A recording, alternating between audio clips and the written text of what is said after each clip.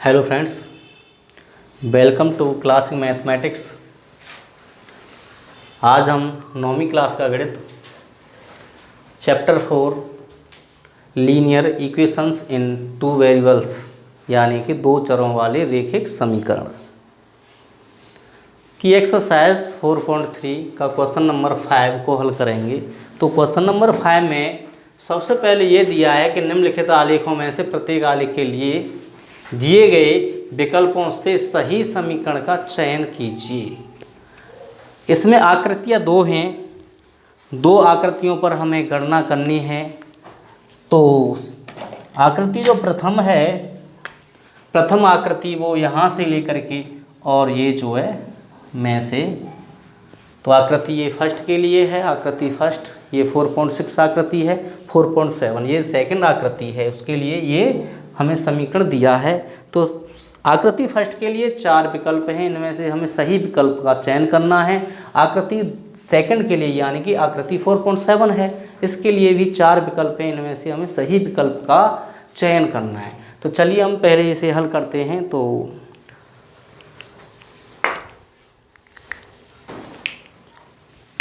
First आकृति इसे हल करेंगे।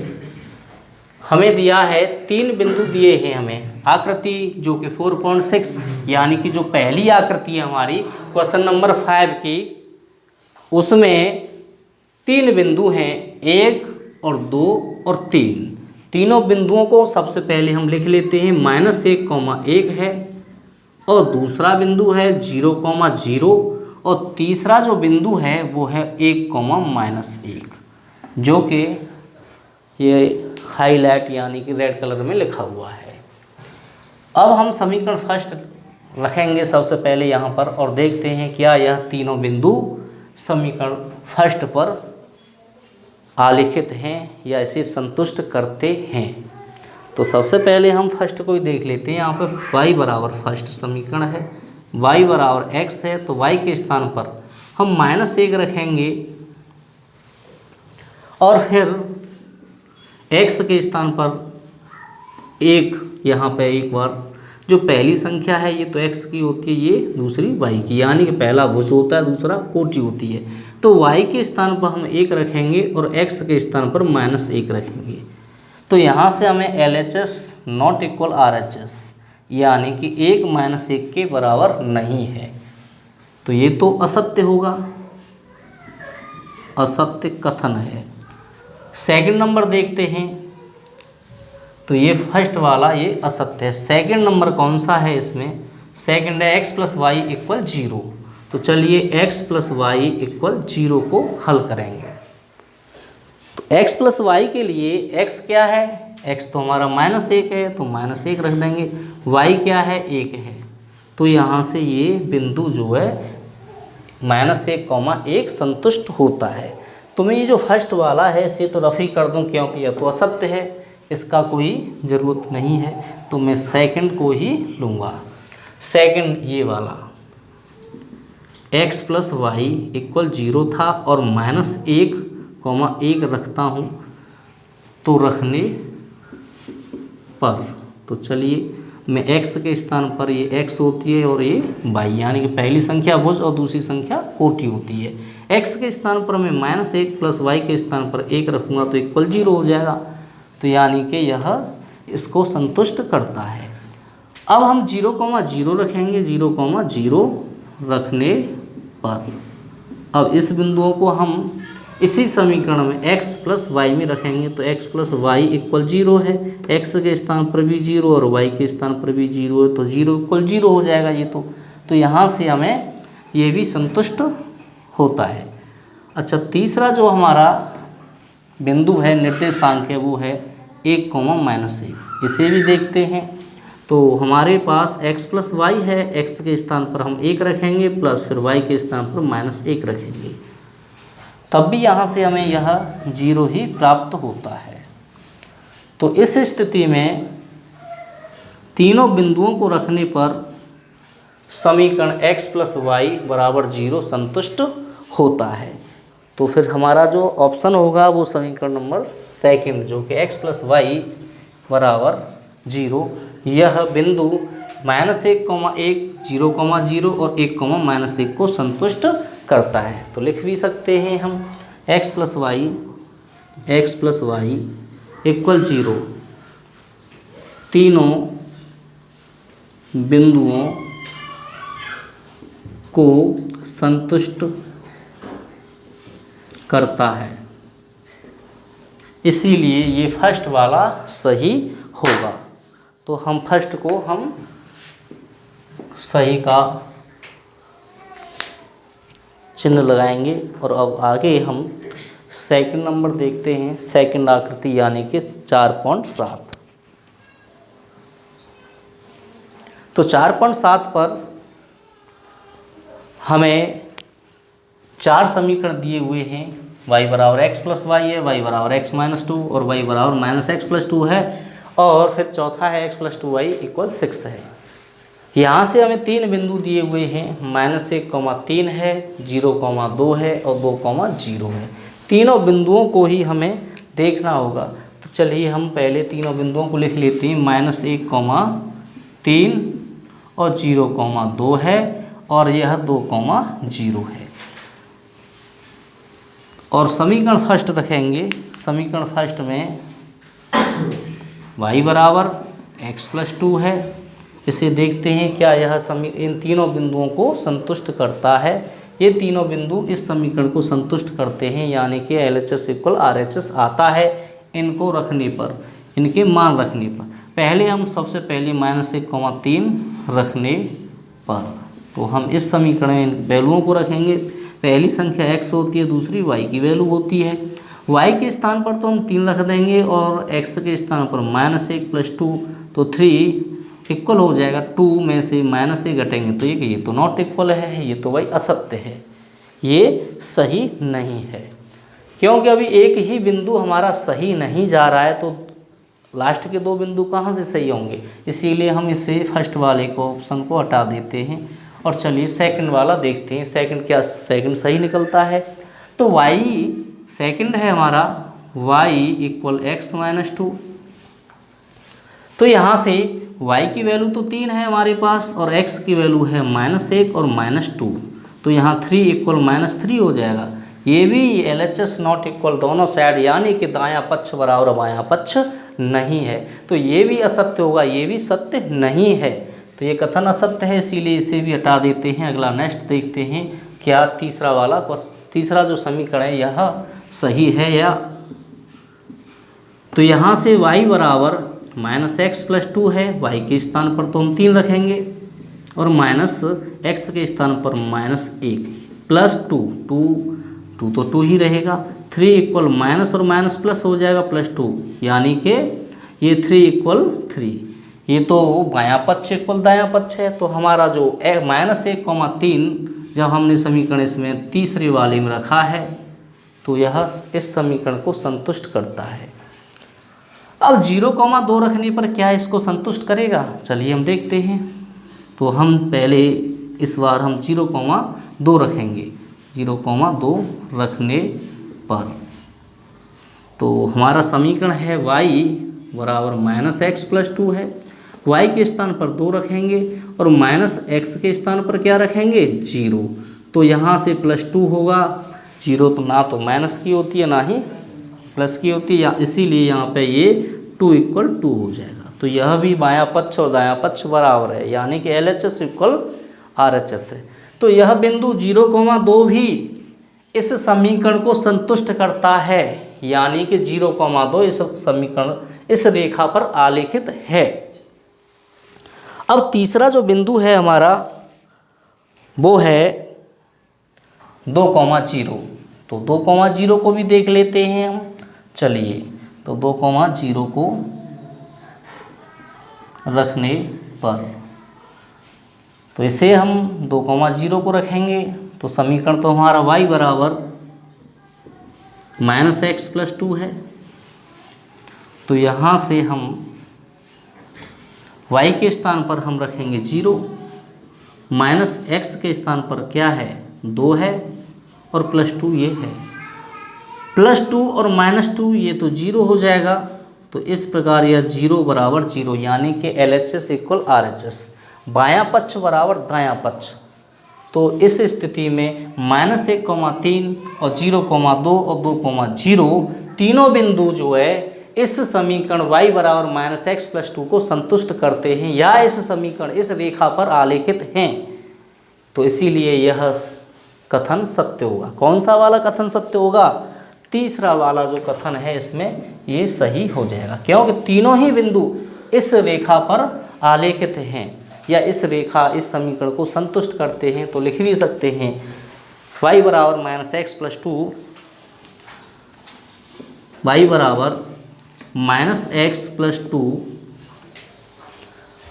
तीनों बिंदुओं को संतुष्ट करते हैं, तीनों बिंदुओं को संतुष्ट करते हैं। तो इस प्रकार हम क्वेश्चन नंबर इस 5 को कंप्लीट करते हैं और इसके बाद इसे चाहें तो स्क्रीनशॉट ले सकते हैं और मैं क्वेश्चन नंबर 6 को अब हल करूंगा। तो चलिए आगे नेक्स्ट बढ़ते हैं हम।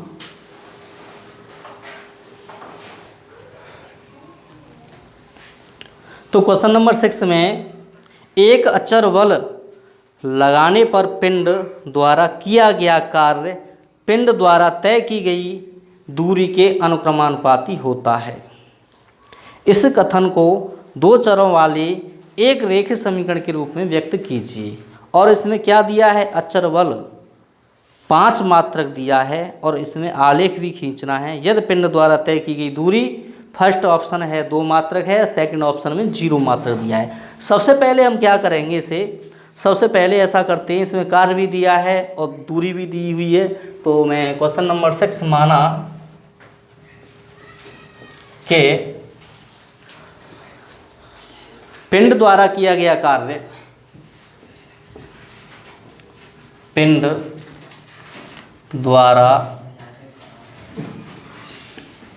किया गया कार्य, इसे तो हम y मान लेते हैं, और पिंड द्वारा तय की गई दूरी, पिंड द्वारा तय की गई दूरी को हम x मान लेते हैं। तो ये मैंने कार्य को y माना है, दूरी को x मान लिया है, और इसमें एक और दिया है अचर बल। अचर बल को ऐसा करते हैं, अचर बल जो कि 5 मात्रक दिया है, तो 5 मात्रक लिख देते हैं। तो चलिए आगे इसमें हमें समीकरण बनाना है। तो समीकरण के लिए पिंड द्वारा किया गया कार्य पिंड द्वारा तय की गई दूरी के अनुक्रमानुपाती होता है, यानी कि लिख सकते हैं पिंड द्वारा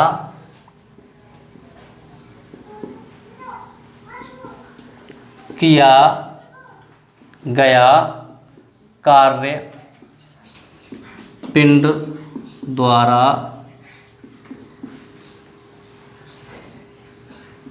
तय की गई दूरी के अनुक्रमानुपाती है। इसमें लिखा है दूरी के अनुक्रमानुपाती है,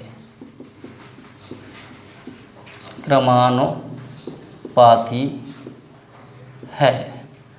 तो इसीलिए हम प्रश्नानुसार या लिख सकते हैं y अनुक्रमानुपाती x और ये अनुक्रमानुपाती x, इस प्रकार हम इसे समीकरण दे सकते हैं। और यहाँ से यदि हम अनुक्रमानुपाती के चिन्ह को हटाएंगे तो अचर बल हमारा, अचर बल जो 5 माना है इसे यहाँ पर जैसे कि y, और इस अनुक्रमानुपाती के चिन्ह को हटाएंगे तो यहाँ पर k इंटू x आ जाएगा, जो कि k क्या है? एक नियतांक है जो कि अचर बल है। k क्या है? k एक नियतांक है, लिख सकते हैं जहाँ k एक नियतांक है यानी कि एक अचर बल है। तो प्रश्नानुसार तो अचर बल तो हमें 5 दिया है, तो y बराबर के स्थान पर 5 रखेंगे और इंटू एक्स कर देंगे, समीकरण 1 हो जाएगा। और फर्स्ट इसमें दिया है दूरी जो है 2 मात्रक है, और सेकंड में दिया है कि 0 मात्रक दूरी, तय की गई दूरी जो है निम्नलिखित है। तो इसमें फर्स्ट में 2 मात्रक है और सेकंड में 0 मात्रक है। तो इससे आलेख से किया गया कार्य ज्ञात कीजिए। तो एक आलेख भी खींचना है, तो सबसे पहले हम ऐसा करते हैं, इसे x के स्थान पर 2 रखेंगे, तो y बराबर, तो x बराबर यहाँ से x बराबर 2 रखने पर तो y बराबर क्या आ जाएगा, y बराबर 5 गुणा के 2 यानी कि y बराबर 10 मात्रक हो जाएगा। इसी प्रकार यदि x बराबर 0 रखेंगे हम रखने पर, तो हमारे पास जो समीकरण है, समीकरण 1 y बराबर है 5 गुणा के 0 यानी कि y बराबर आ जाएगा 0 मात्रक। इससे ज्ञात होता है कि पिंड द्वारा तय की गई दूरी 2 मात्रक हो तो कार्य 10 मात्रक होगा। कार्य क्या होगा, 10 मात्रक। तो लिख सकते हैं हम पिंड द्वारा तय की गई दूरी 2 मात्रक हो तो पिंड द्वारा किया गया कार्य 10 मात्रक होगा। इस प्रकार भी लिख सकते हैं हम इसे। तो लिखिए इसे, तय की गई दूरी 2 है, तो मैं इसका वैसे ही ग्राफ बना देता हूँ, इसका टेबल बना देता हूँ यहाँ पर। तो ये आ जाएगा टेबल में इस प्रकार, यहाँ x रखेंगे तो यहाँ y रखेंगे। ये x क्या है, दूरी है, और ये y क्या है, कार्य। इस प्रकार भी हम इसका टेबल बना सकते हैं। जब मैंने x बराबर 2 रखी थी, x बराबर 2 रखने पर तो y बराबर 10 आया था। जब मैंने x बराबर 0 रखा था तो y बराबर भी हमारा 0 ही आया था। अब इसका ही ग्राफ बनाएंगे, एक बार और समझ लें कि x बराबर 2 यानी कि पिंड द्वारा चली गई दूरी 2 मात्रक है। यदि हम x बराबर 2 रखेंगे तो हमारा जो किया गया कार्य 10 मात्रक होगा, और यदि चली गई दूरी जो है x है तो पिंड द्वारा किया गया कार्य 0 होगा। तो मैंने यहाँ पर x बराबर 2 रखा था सबसे पहले, तो यहाँ पर 2 रखने पर क्या आया था, 10 आया था, और जब 0 रखा था तो 0 आया। तो अब हमारे पास जो है, हम ग्राफ बनाते हैं इसका, एक इस टाइप से बना लेंगे। अब हम इसे 1 2 थोड़ा गैपिंग में लेते हैं, 1 और 1 2, तो ये तो x होता है इधर, और ये x डैश होता है, ये y होता है, और ये y डैश होता है नीचे की तरफ। मूल बिंदु 0,0 हो गया। 0,0 को तो यहीं पर रख देते हैं। वैसे चाहें तो इस समीकरण में और भी हम मान रख सकते हैं, जैसे कि x बराबर 1 रखने पर, x बराबर 2 रखने पर मैंने तो 2 ही मान निकाले, या चाहें तो 3 मान भी आगे निकाल सकते हैं। तो मैं 2 ही पर इस पर आलेख खींच देता हूँ। तो इसमें 2 रखेंगे तो 2 पर हमें 10 चलना है। 1 2 3 4 5 6 7 8 कर लेते हैं, कुछ थोड़ा ऊपर, 8 और 1 9 और ये 10, ये y हो गया। तो यहाँ से हमें 2 स्टेप यानी 1 और 1 2 यहाँ पर आ जाएगा। ये हो जाएगा 2,10, ये हो जाएगा 2,10।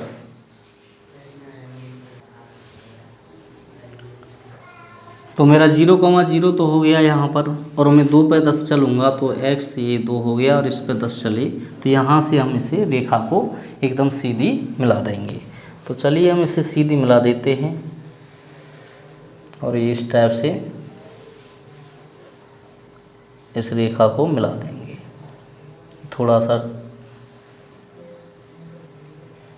और इसे आगे की तरफ निकाल देंगे।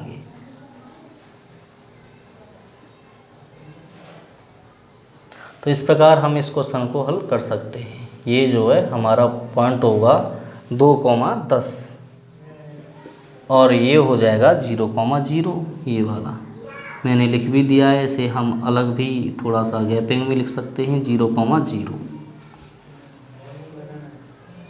तो अगला जो नेक्स्ट क्वेश्चन है 7 को करेंगे, तो इसे स्क्रीनशॉट ले सकते हैं। मैं क्वेश्चन नंबर 7 को करूँगा।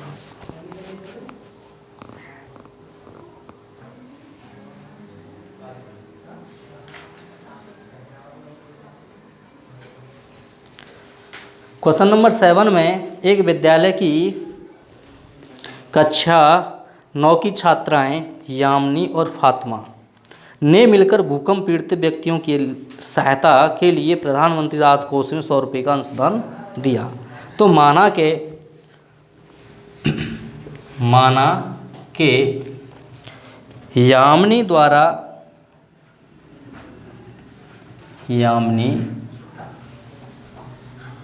द्वारा भूकंप पीड़ित व्यक्तियों की सहायता के लिए प्रधानमंत्री राहत कोष में जो अंशदान दिया था वो X रुपये मान लेते हैं। यामिनी के द्वारा अंशदान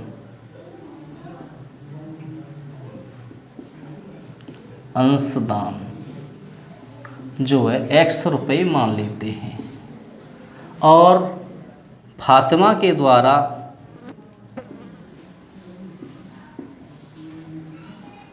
जो प्रधानमंत्री राहत कोष में अंशदान दिया था उसे हम 22 रुपये मान लेते हैं। और यहाँ पे ये भी लिखा है कि दोनों ने मिलकर के 100 रुपये का अंशदान दिया। दोनों ने मिलकर 100 रुपये का अंशदान दिया। तो प्रश्नानुसार x + y = 100 हो जाएगा, इक्वेशन फर्स्ट। यहाँ से यदि हम y की वैल्यू निकालें तो y बराबर 100 - के x, ये इक्वेशन सेकंड हो गया। यदि हम x बराबर 50 रखते हैं, वह 60 रखते हैं, दो ही मान काफ़ी हैं, वैसे 3 भी रख सकते हैं, तो y का मान क्या आएगा? 50 रख दें, x के स्थान पर 50 रखेंगे तो 100 में से 50 घटेगा तो 50 बचेगा। और यदि हम x के स्थान पर 60 रख दें तो 100 में से 60 घटाएंगे, कट कर दें, तो हमारा यहाँ पर 40 यानी कि 40 बचेगा। तो मैं यहाँ से इसी को मैं जो है टेबल के रूप में बना देता हूँ। अब इससे हमें ग्राफ बनाना है, तो ग्राफ के लिए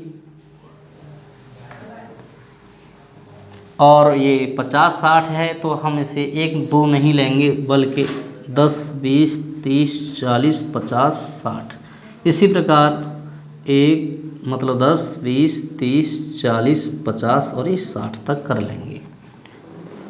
अब हमें 50 पर 50 चलना है, तो 10 20 30 40 50 लिख लीजिए। 10 20 30 40 50 और ये 60, इधर भी 10 20 30 40 50 60। इस प्रकार से हम नोट कर सकते हैं। ये x होता है तो ये x डैश, ये y होता है तो ये y डैश। यहाँ पर मूल बिंदु 0,0 होता है। तो हमारा x अक्ष व y अक्ष के जो पैमाने हैं, माना के पैमाना बराबर हो जाएगा 1 सेंटीमीटर बराबर हो जाएगा 10 सेंटीमीटर। तो चलिए हम 50 पर 50 चलते हैं, तो 50 तो ये है हमारा, और 50 पर ऊपर की तरफ चलेंगे हम y धनात्मक, तो यहाँ से एक स्टेप 2 और ये 3 4 और ये 5 यानी कि 50 हो जाएगा। यहाँ पर 50,50। 60 पर 40 चलना है तो 60 तो ये है, इस पर 40 चलेंगे तो 40, तो इसके सीधे में यहाँ पर आ जाएगा। तो हम लिख सकते हैं इसे 50,50 और ये 60,40 और इसे हम इस टाइप से मिला देंगे। ये जो समीकरण है, ये जो रेखा है, इस रेखा का समीकरण क्या है? x + y = 100। तो इस प्रकार हम इस क्वेश्चन को हल कर सकते हैं। तो ये क्वेश्चन नंबर 7 जो है कंप्लीट हुआ, और क्वेश्चन नंबर 8 की तरफ बढ़ते हैं।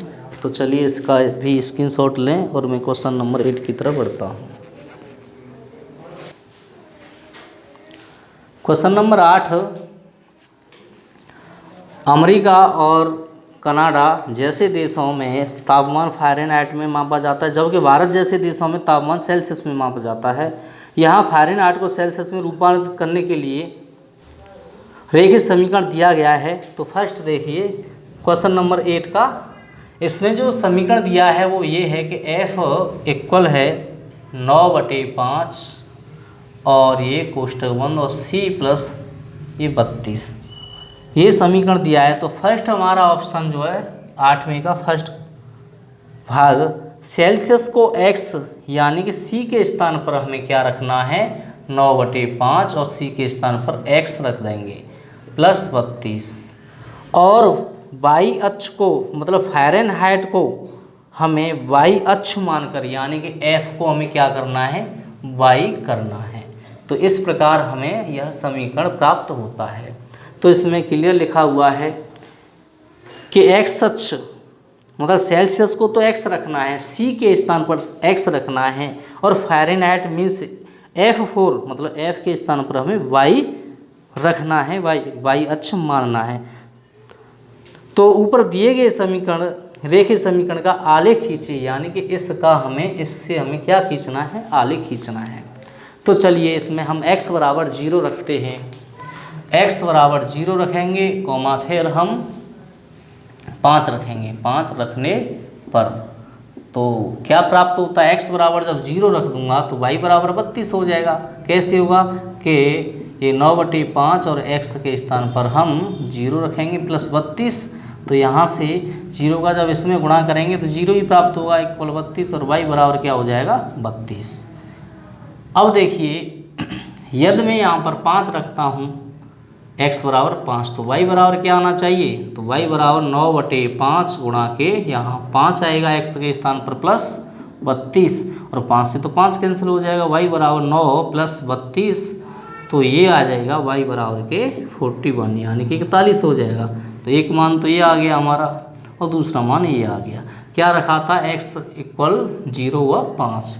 तो यहाँ से अब एक टेबल बना लेते हैं जो कि ये x है और ये y है। निकालना चाहें वैल्यू और भी निकाल सकते हैं। 0,5 रखा था और ये 32,41 आया है।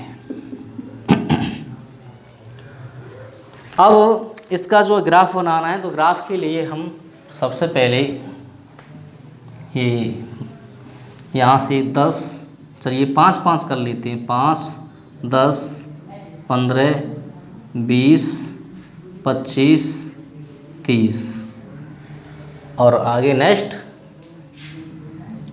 यहाँ पे 10, 20, 30 और ये 40 कर लेते हैं, और इधर ये 50 हो जाएगा और ये 60 काफ़ी है। ये 0,0 होता है, ये x और ये x डैश, ये y वो y डैश, सभी वैल्यू धनात्मक हैं, इसीलिए मैंने फर्स्ट क्वाड्रेंट के लिए ही केवल संख्याएं चुनी है। तो 0 पर हम 32 चलेंगे, 0 तो यही होता है, इस पर 32 चलना है तो 10, 20, 30 और ये 32 लगभग यहाँ पर हो जाएगा। 5 पर हमें 41 चलना है तो 5 तो ये है 41 चलेंगे, तो यहाँ तक 40 है, 40 के बाद यहाँ पे 41 हो जाएगा।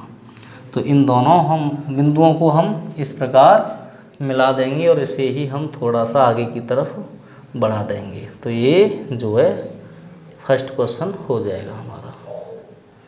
और इसका जो समीकरण था वो था हमारा y बराबर 9/5 इंटू x प्लस 32। ये इस रेखा का समीकरण है और ये जो है 0,32 था, ये था 0,32 और ये हो जाएगा 5,41। चलिए इसका सेकंड पार्ट है, ये फर्स्ट तो हो गया। सेकंड पार्ट, यदि तापमान 30 डिग्री सेल्सियस है तो फ़ारेनहाइट में तापमान क्या होगा। तो मैं इसे स्क्रीनशॉट लें, इसे मैं रफ करता हूँ जल्दी से। चलिए तो रफ़ी कर देता हूँ।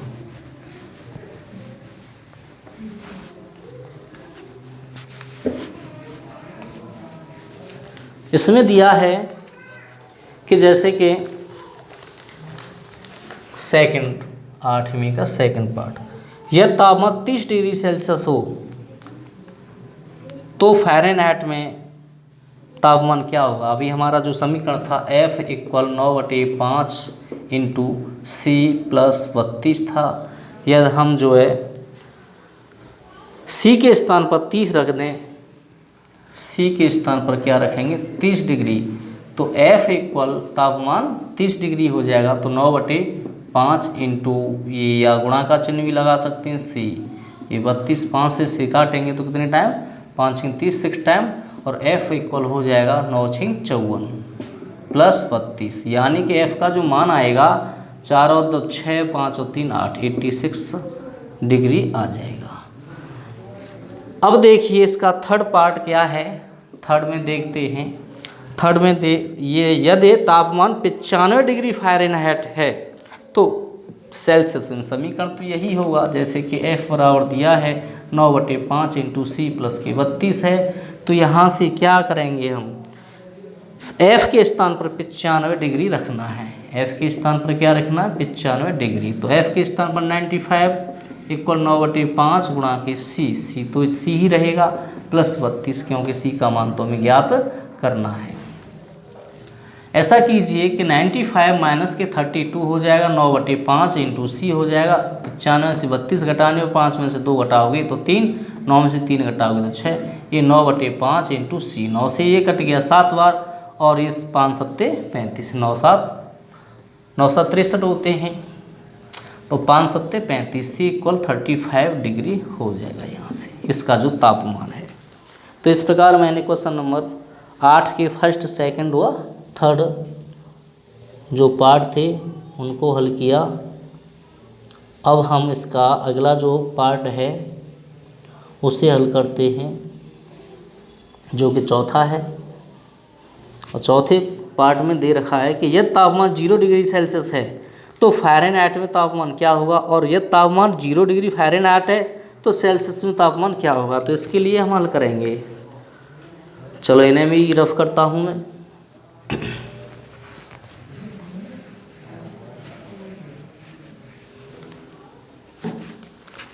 यहाँ पे दिया है 8वें का जो कि चौथा भाग है, यदि 0 डिग्री सेल्सियस है, तापमान कितना है 0 डिग्री, तो हमारा जो समीकरण दिया है उसमें 9/5 इंटू C + के 32 है। मैं C के स्थान पर 0 रख दूँ, C = 0 रखने पर तो इसका जो है F = हो जाएगा 9/5 इंटू C 4 तो 0 आना चाहिए + 32, और ये F = 0 का इसमें गुणा करेंगे तो 0 + के 32 और F = 32, ये आंसर हो जाएगा इसका। अब ये देखिए इसमें एक और कंडीशन दे रखी है, यदि तापमान 0 डिग्री फ़ारेनहाइट है, यानी कि F के स्थान पर हमें क्या रखना होगा 0 डिग्री रखना होगा, रखने पर तो जो समीकरण दिया है F के स्थान पर 0 रखेंगे तो 0 कर दीजिए, 9/5 इंटू C 4 तो C ही रहेगा क्योंकि C की वैल्यू हमें निकालनी है। तो यहाँ से 9/5 इंटू C = 32 है, ये माइनस के हो जाएंगे, और इधर देखिएगा इस 5 का इसमें गुणा कर दें तो 32 पंजे क्या होगा -C बराबर 32 पंजे 160 होता है, और बटे 9, और इस 9 का इसमें भाग लगा दें तो -C = या तो यहीं पे छोड़ सकते हैं इसे, या इसे हम दशमलव में भी कर सकते हैं। तो इसका जो है दशमलव रूप आएगा, यानी कि 17.8 हो जाएगा। जब इसका इसमें भाग लगाओगे तो ये हो जाएगा 17.8, और यहाँ से ये C की जो वैल्यू आएगी वो -17.8 हो जाएगी, ये C की वैल्यू है। इसका जो 5वां पार्ट है, 5वें पार्ट को देखते हैं। क्या ऐसा भी कोई तापमान है जो फ़ारेनहाइट और सेल्सियस दोनों के लिए संख्यात्मक समान है, यदि हाँ तो उसे ज्ञात कीजिए। देखिए एक बार तो हम इस समीकरण में जैसे कि ये दिया है f बराबर 9/5 और इंटू सी दिया है प्लस 32 दिया है, तो हम इसमें f के स्थान पर भी क्या रखेंगे, c रखने पर।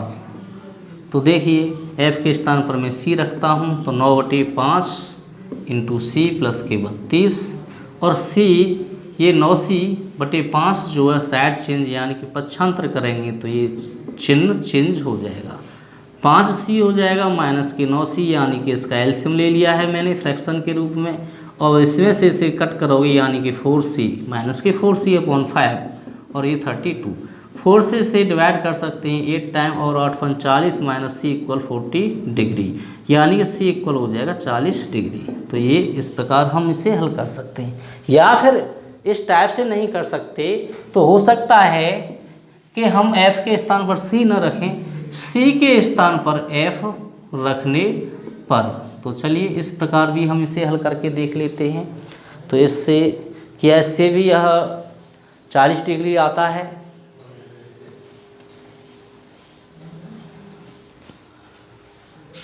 तो यहाँ पर हमें c के स्थान पर क्या रखना होगा, जैसे कि f बराबर हमारा 9/5 दिया है और c के स्थान पर हम इस बार f रख के देखते हैं प्लस 32 है और f माइनस ये 9f हो जाएगा और बटे 5 यानी कि 32 और यहाँ से एलसीएम लिएगी तो 5 आएगा और 5f माइनस 9f इक्वल 32 हो जाएगा। 9f में से 5f माइनस के 4f यानी कि माइनस के कितना होगा 4f/5 इक्वल 32।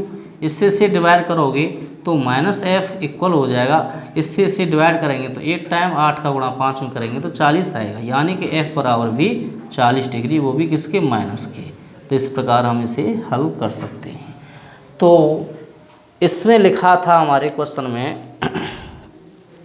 क्या ऐसा भी कोई तापमान है जो फ़ारेनहाइट और सेल्सियस दोनों के लिए संख्यात्मक समान है। हाँ, 40 डिग्री सेल्सियस पर यह 40 डिग्री पर दोनों मान कैसे होते हैं, दोनों तापमान संख्यात्मक रूप में समान होते हैं। तो इस प्रकार फ्रेंड्स हमने आज ये चैप्टर 4 यानी कि एक्सरसाइज 4.3 क्लास 9th की जो एक्सरसाइज 4.3 को कंप्लीट किया और इसी के साथ आज हम अपने लेक्चर को भी समाप्त करते हैं। तो फ्रेंड्स यदि वीडियो अच्छी लगी हो तो वीडियो को लाइक करें, शेयर करें और चैनल को भी सब्सक्राइब करें। जो चैनल पर नए हैं तो वो चैनल को सब्सक्राइब कर लें और धन्यवाद।